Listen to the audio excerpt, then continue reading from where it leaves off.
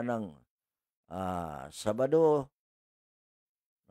adlaw ipapahulay pagsalop ana nahaunang adlaw na kay ang atong pagkwenta o ang pagkwintas Biblia sa adlaw sugod sa pagsalop ngadto sa laing pagsalop. Mao na ato ang gitun-an mga kaisonan.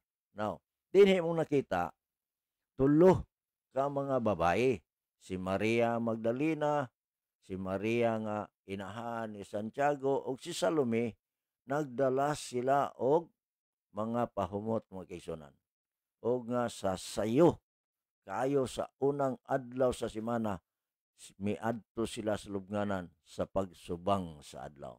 So kinirang tulo no. Wa nay lain ani no. Wala maapil dinhi ang mga disipulo ni Ginoong Hesus. No, wala maapil. Ato nang tan-awon mga kaigsunan. Padayon ta mga kaigsunan. Ato lang ipasabot nga wala maapil dinhi sa sayo nga buntag sa pag-adto nila didto sa lubnganan mga kaigsunan aron dihugan si Ginoong Hesus mga kaigsunan. Now,